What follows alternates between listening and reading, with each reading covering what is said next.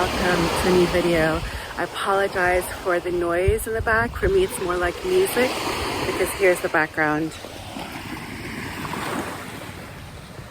Yeah, so we're in Thailand. I have a lot of updates that are coming soon, but this video is an interview that was recently done by a wonderful woman called SKYE. She healed 30 plus years of chronic illness through raw foods, and she interviewed me recently for her Instagram page, and I thought I would share it with you. There's some technical difficulties in the interview, but I think the content is pretty great, and I wanted to share with you on here.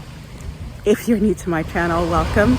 My name is Tumi. I am a poet, a dancer, a medical doctor as well, and I help people create and nurture their most delicious and healthiest lives through my healing dances that I perform for people, as well as my expertise and experience and guidance as a holistic medical doctor. On this channel, I love creating videos on holistic health in general, my raw veganism lifestyle, minimalism as a health act, and lots of dance. If any of that sounds interesting and you haven't subscribed yet, subscribe down below. Enjoy this video. We talk about how I found raw veganism, how raw veganism has influenced my career as a doctor, and much more. So enjoy it, and here it is. Hello everyone, and welcome to live Raw Food Talks. Today I've got Dr. Tumi Johnson joining me, and this is quite incredible because she's raw vegan. But not just that, she's also a medical doctor. And I heard her talk on a podcast and I was extremely inspired. So I reached out to her to learn more. From what I understand, and I'm sure she'll go into it, it started from a young age and where she had a health issue, and she knew straight away that there was something more to natural therapies. But let me grab her and she can join us. Oh, 1 second. Push the right button.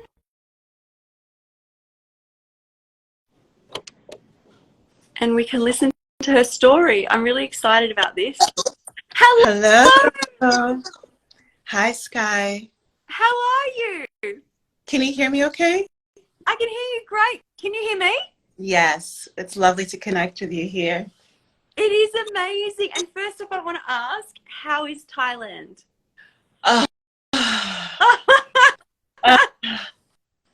You know, in a way, it's like returning home. We haven't been here since I was pregnant with my little one. And it feels so beautiful to introduce him to Thailand, where he was made. Oh, that is such a beautiful story. Well, that's just like, I've just got like all the feels right there. That's incredible. Oh, it really is. I'm so glad you're enjoying it. Yeah, good on you. Thank you. So, I'm overwhelmed that I get to talk to you today and we get to connect, because I was just telling everybody that I heard your story on a podcast, and I was immediately, I was just drawn into your story and how you got there. And I find it so fascinating that you're a trained medical doctor and also a raw vegan. And first of all, I'll tell you why is I was sick for 32 years. 20 of them I was in bed. I was around medical doctors all the time, didn't know about this. And I think to most doctors I know, it's so foreign, raw veganism.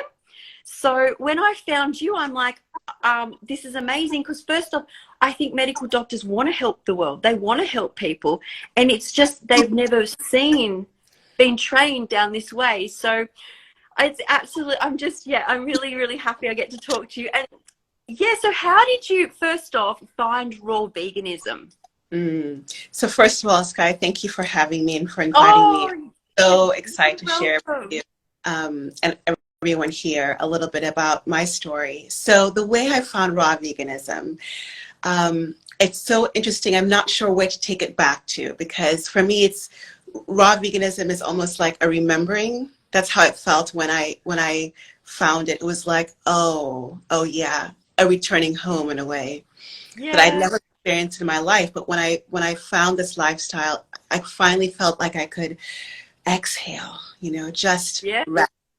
But on a practical, this kind of dimension way I found it was, I was a young doctor. I was a sick young doctor. And by sick, I meant that I was anemic. I had eczema, lifelong chronic asthma, as well as healing from depression. And I talk more about my healing from severe depression and disordered eating in my book, Delicious Healing. I'd done some work since a suicide attempt in medical school, emotional work, but I was still struggling with some depression and these other physical ailments.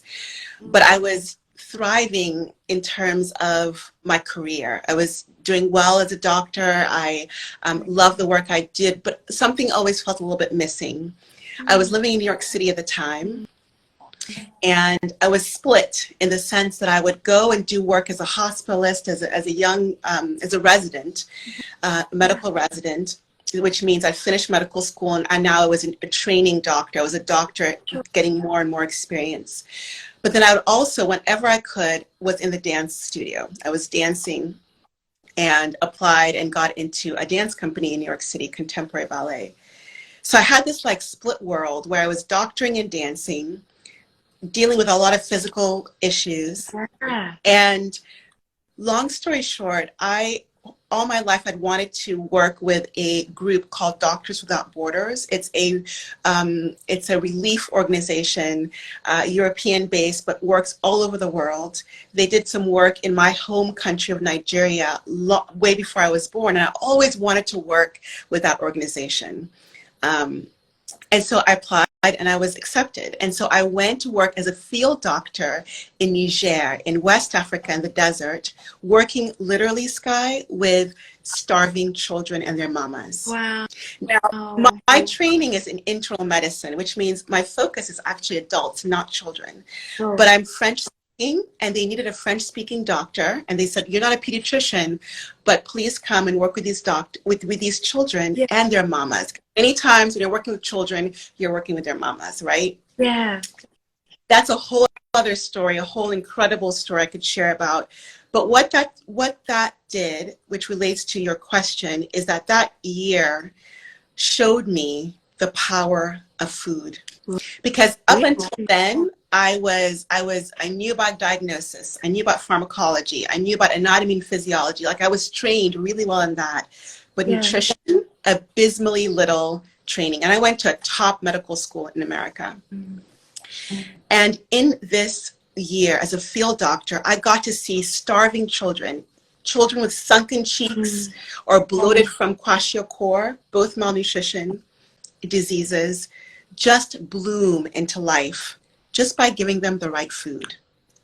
Wow. And I get goosebumps thinking about it. And that's when I realized it was like this epiphany of how food really is medicine.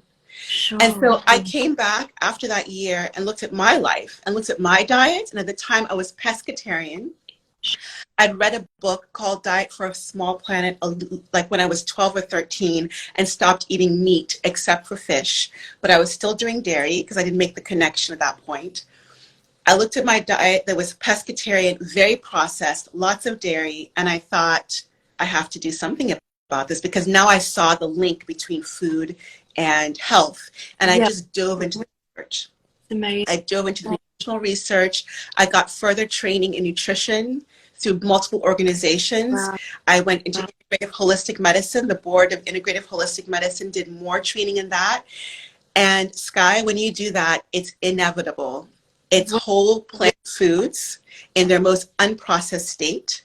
And the most unprocessed state is what Mama Gaia gives us. It's living food. That's how I found raw veganism. And the moment I implemented it, like I said, it was like a returning home. And the disordered eating completely healed. Eczema gone within 2 weeks. Asthma gone. Depression. It was just an uncovering of myself. And yeah, that's a little bit of what happened. I find this absolutely fascinating. I've got goosebumps just listening to the story. Can I what I feel like, what made you, do you feel, see this connection? Because I feel that it is in front of many doctors. Like they have to, they are around very sick people, and they don't just see critically sick. They do. Maybe yours, maybe it was like it being, not many people have been where you went and helped. Maybe it was that, but I just think how you saw it, even when it's right in front of some doctors' faces, like they could see me and I still don't think, or another person juiced and healed many conditions, yet he just kind of refers a few patients to her. He hasn't changed his life. So yeah, what do you think about that made you see it? That's a beautiful question. Yeah. I think that you have to want to see it, or you have to be willing to see it. And by that, I mean that when you see that as a doctor being trained in the standard way of training, again, medical education for diagnoses, for understanding the body and physiology, incredible. But when I went face to face with the reality that food is medicine, and I hadn't gotten good training on that, it basically is pulling the carpet underneath you. Yes. And there can be an egoic response of like, oh, no, that can't be so, because that means that I need to go back and rethink everything, or I need to think about all the people, this can be so heartbreaking, all the people that were sitting in front of me that I didn't share this with because I didn't know. Yeah. On a level, a subconscious or level, I think it can be so destabilizing for people. Yeah. To sort of face that reality, because it's inevitable when you see it. And then when I started implementing it and just saw things fall away, dis-ease fall away, Yeah. I couldn't keep silent. I had to talk to my patients about it. I had to write a book about it. Yeah. So I think, Sky, the answer is seeing means completely changing your life, upending your life. And some people are just not there. I agree with you. I want to say thank you. I am just so inspired that you saw, and the reason I think that it can be so difficult for medical doctors to see is because they're not just have this brain that takes in info. I think of them at medical school. They're not just got a brain that takes in information very fast and stores it in the right places. They've also like got this brain that accepts the information that's being given. So they're so trained. I can only imagine how many like lecturers you had, how many meetings you had with doctors, like as you're studying, all feeding off each other, like your own little, where you guys have trained to take information and where you filtered out so you can do your degree, right?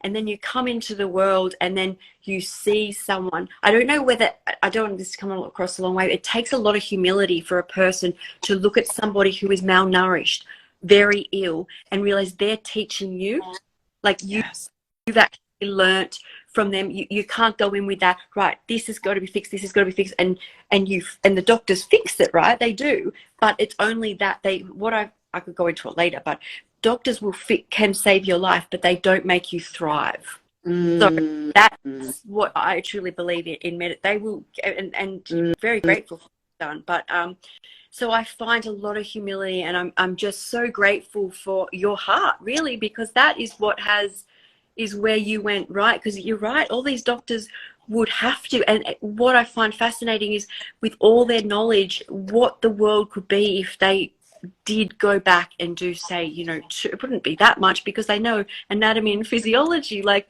go back and do nutrition and learn this. It'd be such an awakening. I'm so grateful. Well, I will say that more and more are, because the research just keeps coming out and out and out with more and more research around the benefits and the healing benefits and disease reversing benefits of a whole food plant diet. And then living foods, to me, it's just the next level.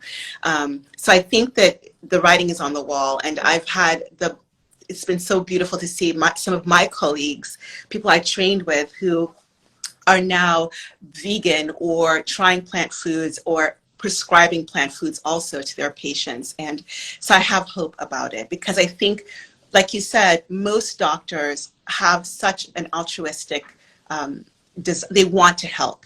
And within a doctor is a human who has seen suffering, probably, if not within their own life, in their family's life. So all the training and all the taking in of knowledge, if they see suffering, there is a desire to want to stop that. And so I do have hope about that and the medical profession, as long as there is an openness. Yeah. It's incredible. I'm glad you have. I do as well. I think essentially foods are great, but it's, as you probably know, it's love, and we all are, as humans, love, and we do want what's best for each other. So I do have hope. The other question I have right now is, I'm just interested personally, is how did you manage medical school and dancing when you had all of that going on? I'm just thinking right now, like, medical school's a lot, and you're dancing at a professional dancing school in New York. Yeah, it's a great question, and it actually ties beautifully to raw food, because I think one of the things I love about this lifestyle, Sky, is that it helps you be more yourself.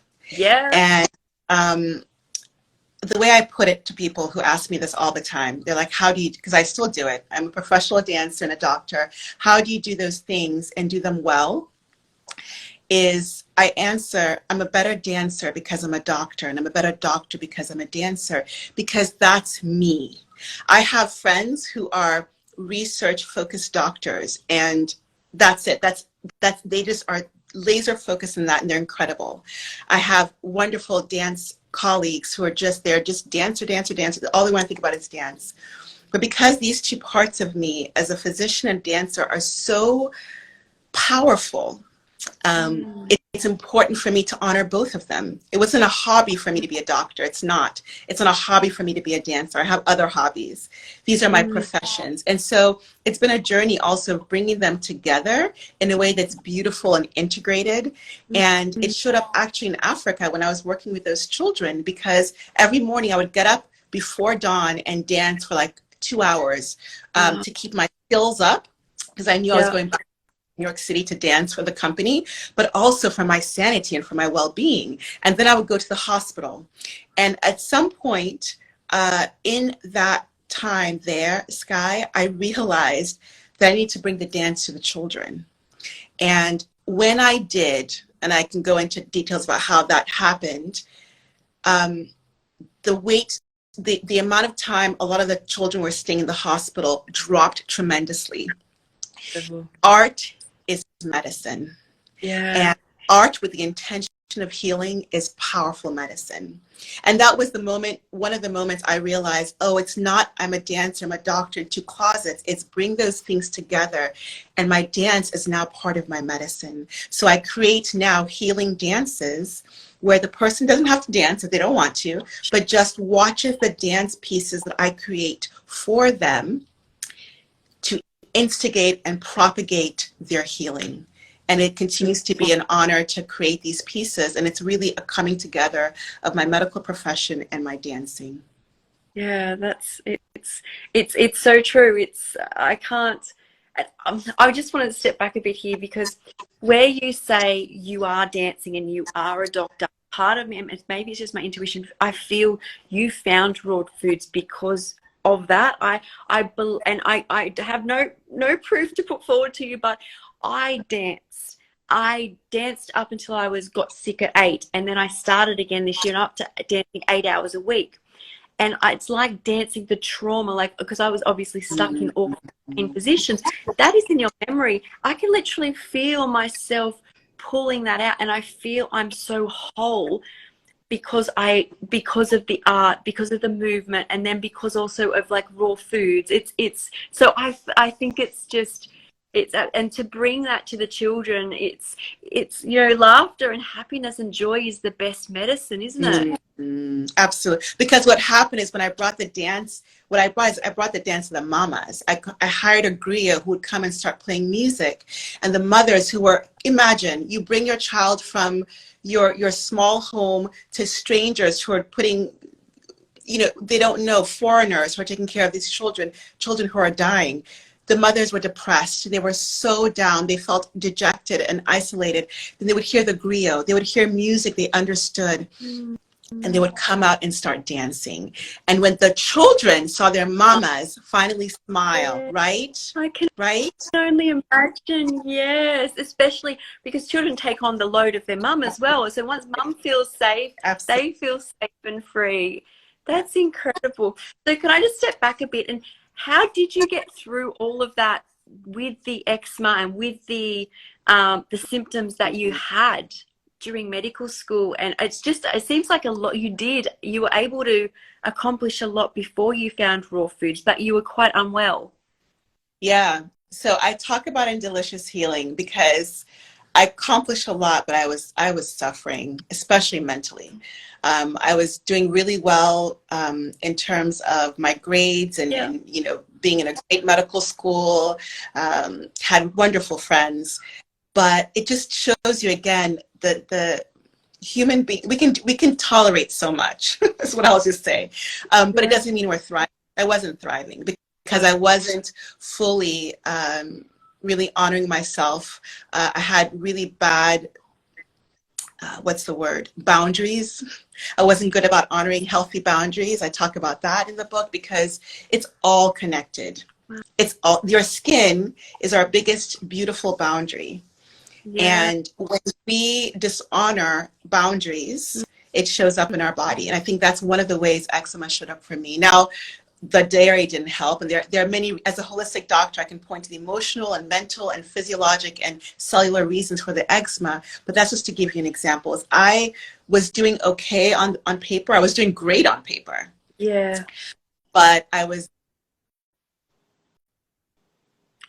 so. Oh. It just cut out a bit. Just cut out a bit. My battery is running low, but if it does run low, I'll charge it. Yeah. Okay, sure. Yeah. Yeah, no. So so how long ago did you what year did you find the raw foods? Great question. It was 2010 that the literature took me to raw foods, and then I spent like a year diving, really just reading like everything that I could get my hands on, both the standard medical literature, but also old books, you know, Arnold Ehret and, sorry, one second. You're okay. right. Just really immersing myself in the literature. And then 2011, I was doing the research, I was into it, and then heard about the Woodstock Food Festival. It was the first one. Yes. And I was in New York, and it was in New York, outside of New York City. And so I took a bus, went there, met Doug Graham, read the 80-10-10 diet, which I had not read till then. Right. Read it one night. I stayed up one night. I'm a bibliophile. I love books. Yeah. And so I read the whole thing. And for me, it was a beautiful affirmation of everything I'd already been reading. I went raw that night. And never looked back. So that was 11 years ago. Wow, that's absolutely incredible. And then you just said your symptoms just went away. Is that? Oh, within 2 weeks. And my inhaler, which I have to have since I was a little girl, my inhaler for asthma, I think I lost it about a month later and never had to replace it. It's just, I love hearing these stories. And then so that would have happened. I guess you would have you'd been overseas. So, and you'd been like caring for these people who are malnourished, and you've come back and obviously you'd found raw foods, but you hadn't taken the step. And then you read the book, and then you committed and your life changed. What happened as a doctor then? Where were you in your life at that stage working? Yeah. I was in New York City. I was working part-time as a hospitalist, so as a hospital doctor. And I was also working as I was a dance company member. I was working for a dance company. I was doing the two things as always.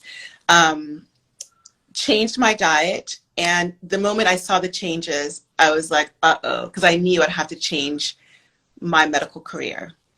I couldn't keep quiet. So I started talking about it to the hospital, my hospital patients. Then I was working for a clinic. I started talking about it to my clinic patients. But I had 10 to 15 minutes per patient, Sky. This is reality in America, and I think in a lot of places. And I was not having it. I said, no more. I cannot spend 15, now, especially now that I know so much of it is food and lifestyle and love. And I cannot do this in 15 minutes. If I'm just going to write a prescription, that works, but it no longer works. It no longer feels right to my heart and doesn't feel like integrity for me. And so I walked away. I moved to Paris for a year, dance, and started thinking and creating what a new medical practice was that would be my own practice, not working for somebody who told me what to prescribe, how much to prescribe, not so much what to prescribe, but more like having limitations on how much time I have with my patient. And so it was in Paris that my holistic health practice was born. And I came back from my year in Paris, all on raw foods, just having the intuition, the synchronicities, the downloads that raw foods helps to uncover. Came back to New York City, and within a year later, I had left New York City because I also knew I needed to be around more nature and fruit trees, and created my holistic health practice, which continues to today, which is now healing dances and sessions with clients that are an hour minimum, where I have the time. I love it. I have the time to dive in deliciously and really be with the person and not rush. And I don't prescribe medication. I help people come off their medication. And my prescriptions are around meditation and yoga. I'm a trained yoga teacher also. Yoga and self-love and raw foods as much as they're able to do, right? Honoring people where they are. Yeah, of course, that's huge. And then the healing dances. So that's how raw foods completely upended my medical career in the best way possible. Wow. And then so you didn't just leave medicine, you then went to Paris and you stopped medicine holistic altogether and just spent a year planning out while you were dancing what you were going to create. I find that just incredible. Yeah, and that is, it's so funny you totally zeroed in on that, because I don't talk about that a lot enough, is that it was a sabbatical. It was a work sabbatical that I took. My hospital I had to quit. I went back to medicine, but I knew I need a year of just like, what am I going to do with my life now? And it was in that year that I really started crafting the idea of these these healing dances. And what would I have? What would a session with a patient really?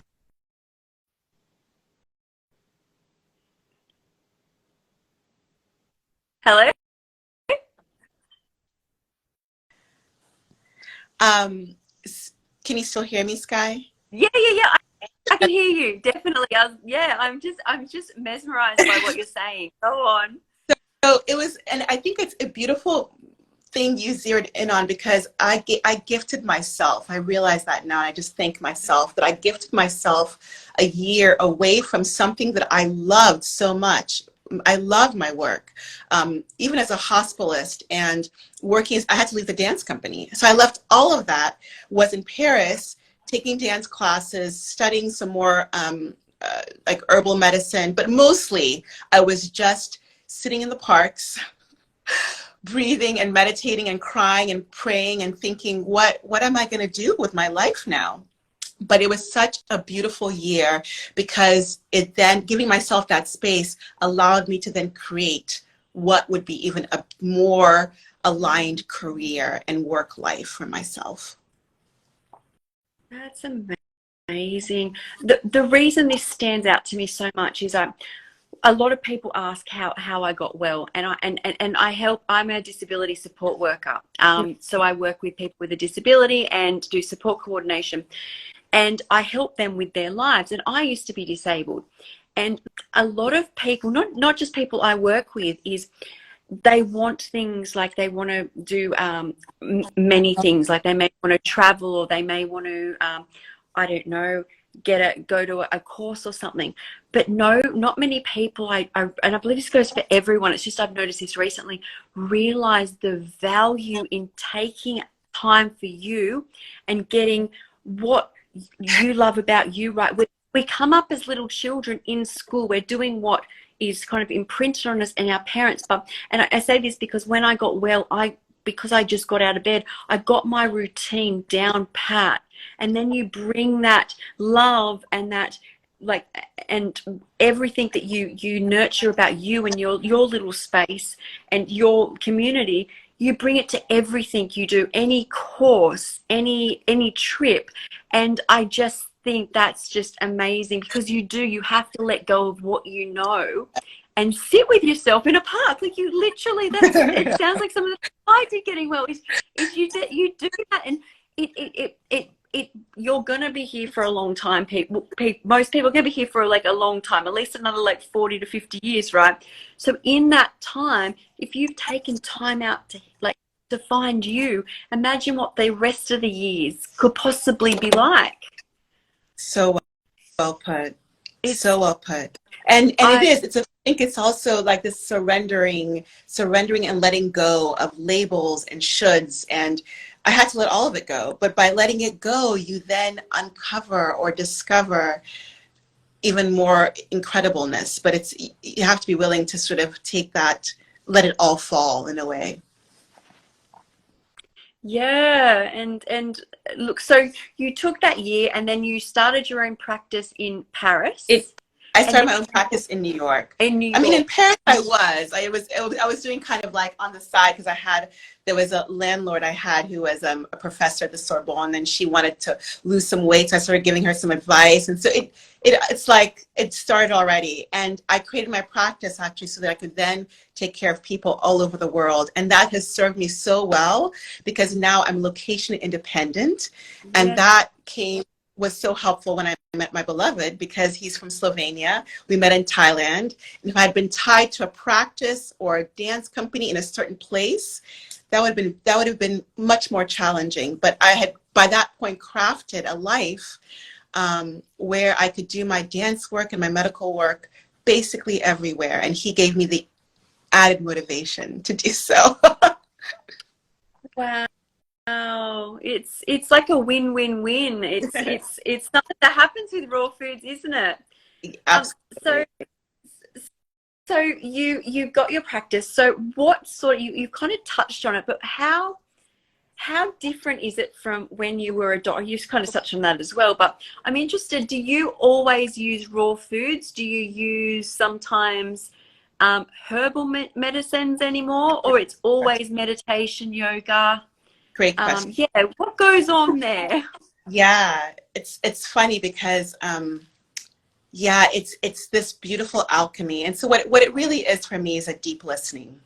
I really believe that I don't do any healing, that all I'm doing is providing a safe space and my experience and my knowledge and my art to support the healing that this person in front of me is so, on one level, so ready for. So it's allowing the person.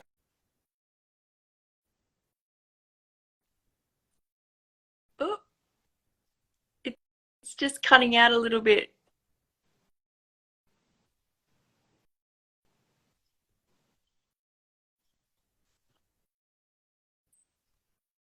It's just, I can hear you, but I can't see you. I'm not sure what happened.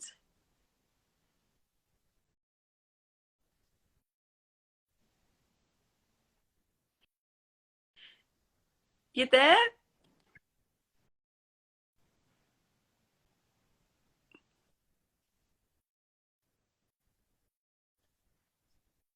Ah, it looks like it's coming back. Ah, no, it's gone again. Oh, I'm not sure. I might have cut out. If you can hear me, maybe come off and come back on. Does that work?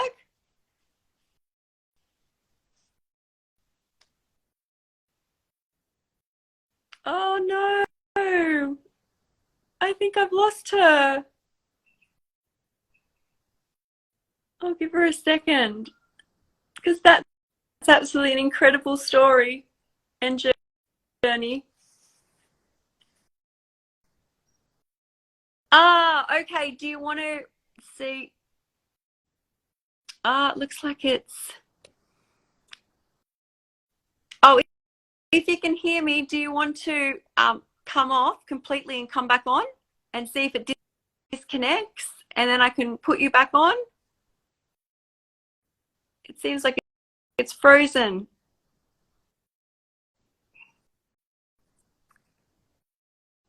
Thank you so much. So we're having a little bit of technical difficulties here.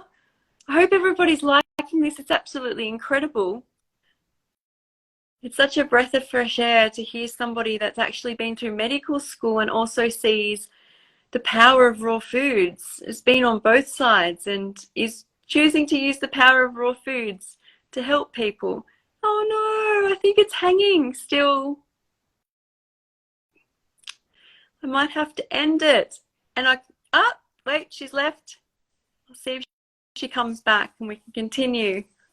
And by the way, I hope everybody's having a really good week. I know I am. And it's sunny here in Sydney, so it's definitely a beautiful week. I often think about how many people's lives could possibly be different if there were more medical doctors who knew of raw foods. It doesn't even mean they need to be trained, but I think once your eyes are opened, I think a lot. Ah, she's back. Let me see if I can grab her.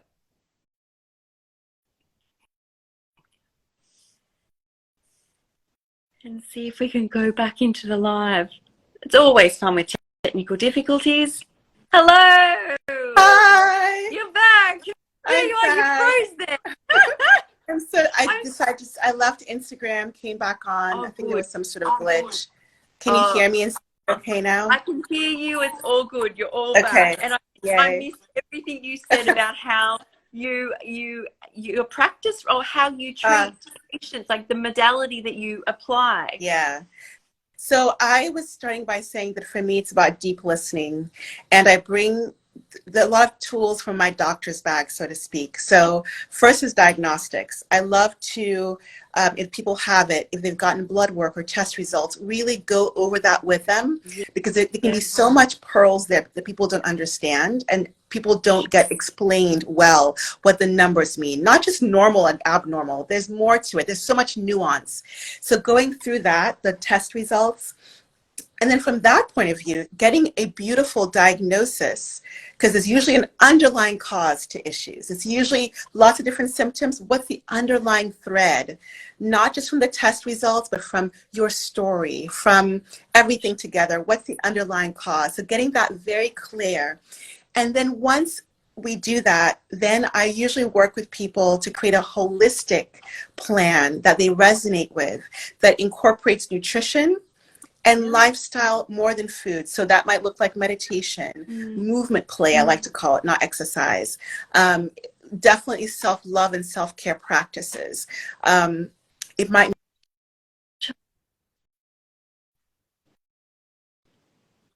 Oh, it's cutting out a little bit again. Oh, you're back. Sorry, it cut out a little bit there.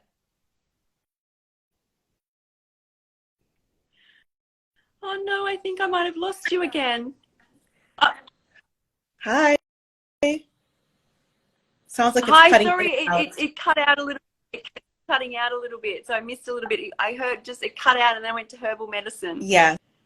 I'll just keep talking. Hopefully it's okay. There's a storm brewing, so maybe that's why. That might be it. Okay, I apologize. Yeah, so the herbal medicine I do incorporate, but I don't rely on it, because for me, herbal medicine oftentimes is also used just to stop the symptoms.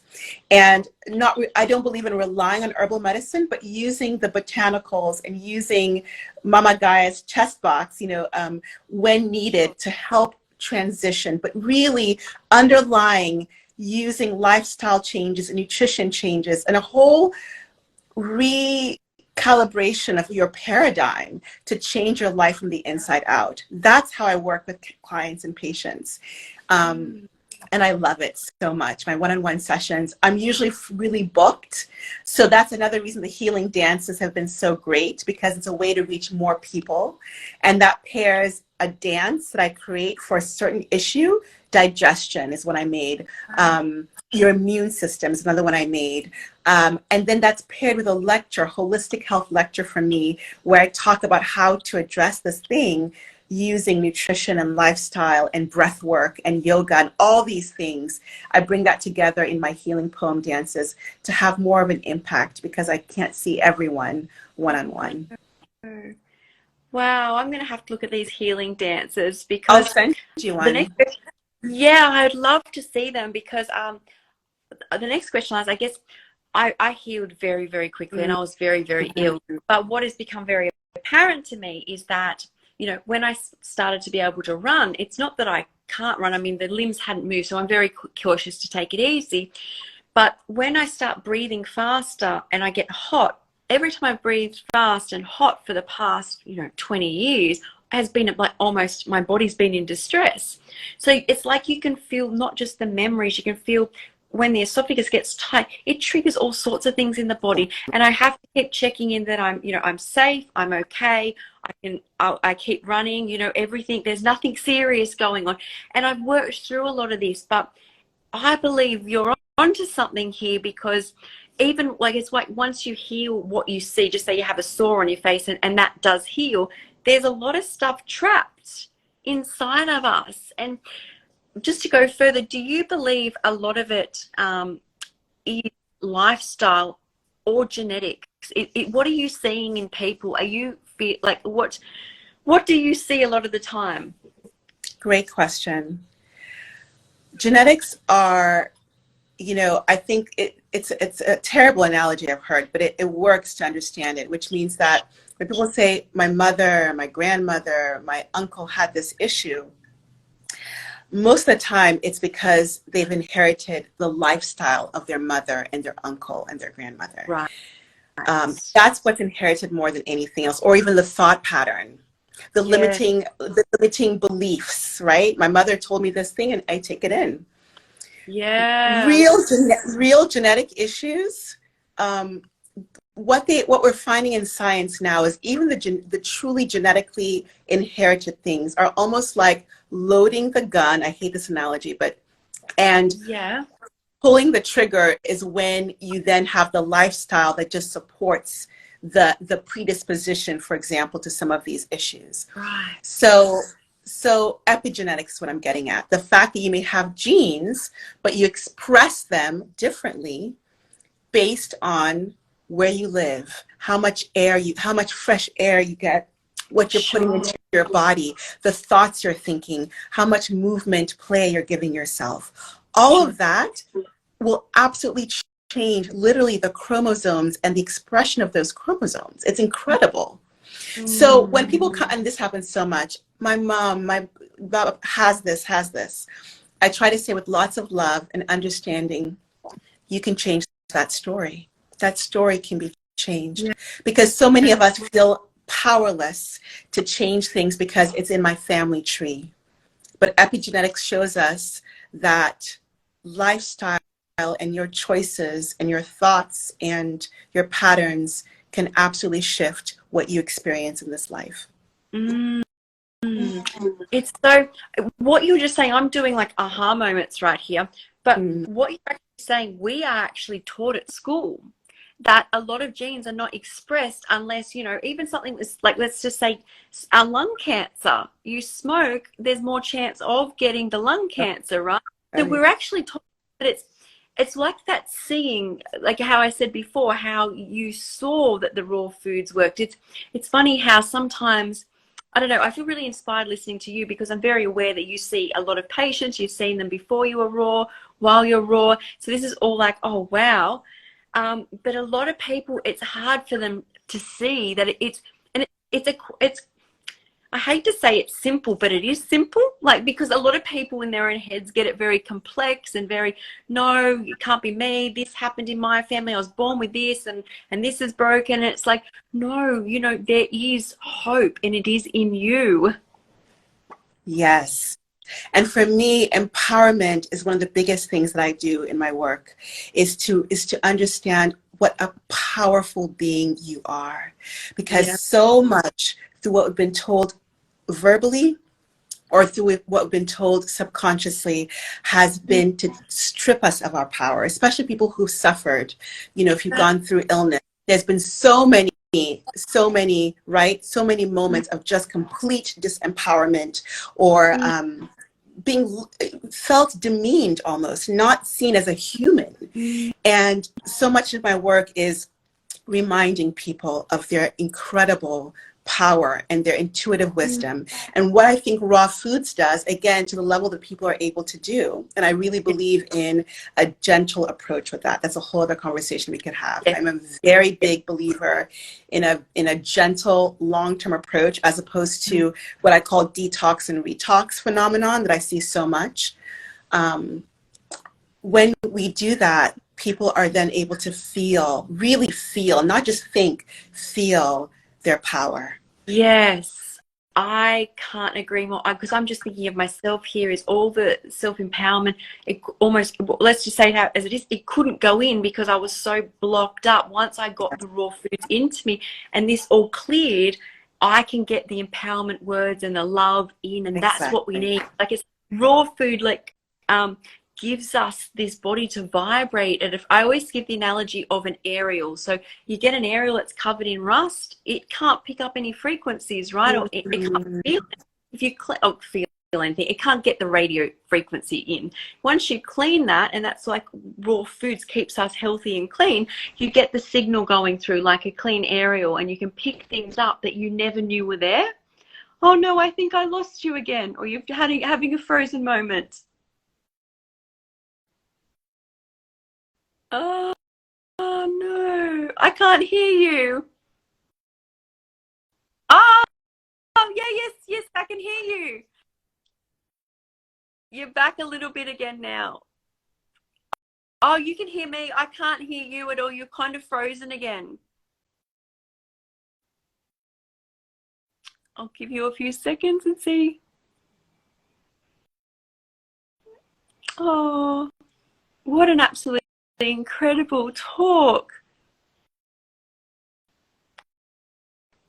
You know what? Oh, no, it's kind of cutting in and out. It must be a glitch. Oh, wait, you're back.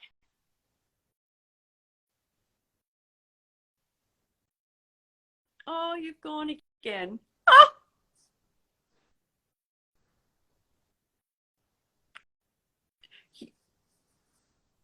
Yeah, we've already, thank you so much, Nicole. We've already done this. She's already logged off and come back on before. This is the second time this has done this. Oh.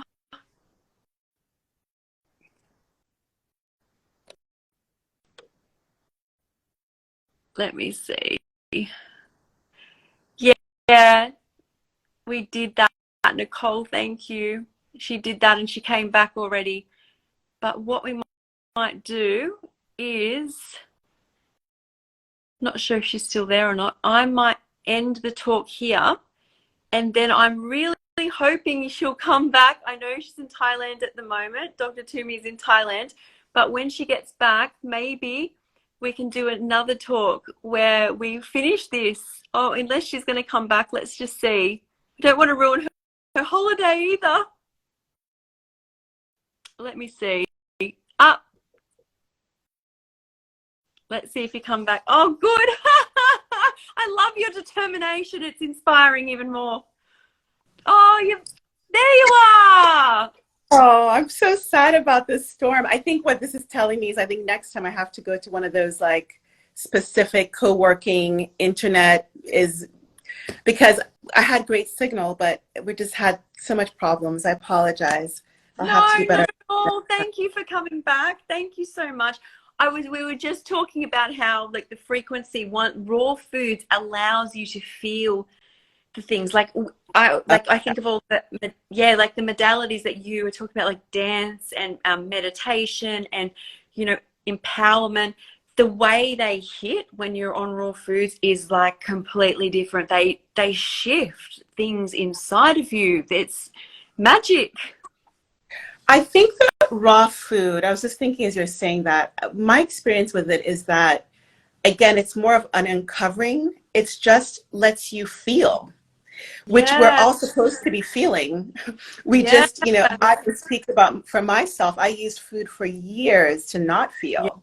First, subconsciously I did it, then consciously I was like, oh, I eat bread and I don't have to feel so much pain. Bring it on. And so I think that, and then I found raw, that doesn't happen anymore. more. You're going to feel, you know, unless you're doing like a bag of cashews, which I don't recommend on that. Yeah. But, you know, but living foods in their beautiful, unprocessed form, we get to feel. And for me, emotions, Sky, are such incredible teachers. As I share about in my book, Delicious Healing, when I finally felt my anger, I was like, oh, anger was showing me that I had been dishonoring healthy boundaries for so long. But I didn't realize that because I was stuffing down the anger all the time with food that wouldn't let me feel. And so raw food really just helps to uncover emotions that are trying to teach us something that needs to be healed. Yeah. And what an incredible gift that is. So now when I feel emotions, I'm like, what are you here to teach me? What are you here to teach me? That is such a brilliant way of looking at what emotions are here, because a lot of society, you're right, is numbing themselves from the true emotions. And I guess also once you start to feel them, they can be quite strong. But at least, as you said, in what you were saying, is you could feel it talking to you. And I'm the same. Now it's very clear. I feel very clear on raw foods. Whatever occurs is very clear. And yeah, that's just magic. Like I never thought about that, because I'm very aware that raw foods aren't why we're here. We're not here to eat. We're here to experience this world. But having raw foods, the experience that I have in this world is just magic. You know what it is for me? I love the word magic because I feel like there's so many parts of it. People will say, what are the benefits of raw food? I could talk about the eczema that I cleared, the asthma, I mean, so many people have gotten off their diabetic medications when I work with, the cancer reversal. I could go talk and talk and talk and talk. Wow. But more than that, the magic for me is the love you mentioned, is the fact that we are beings of love.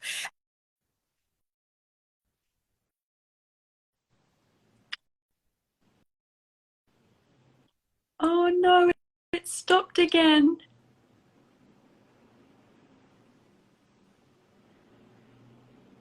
Oh, I think it stopped again. What I am going to do is I will end it here.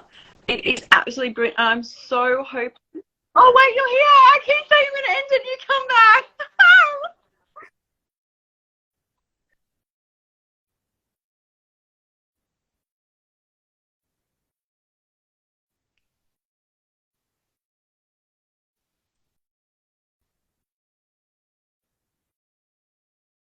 Yes, it is great. You there? Yeah, I'm still here.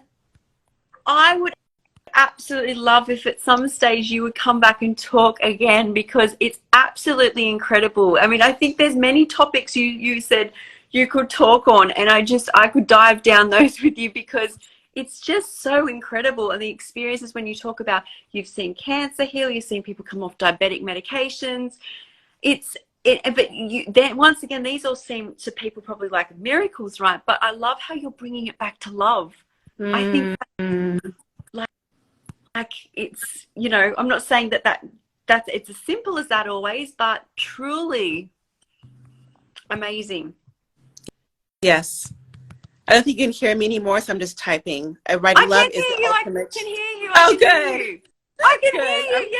Yeah. Yay. I For me, can. love.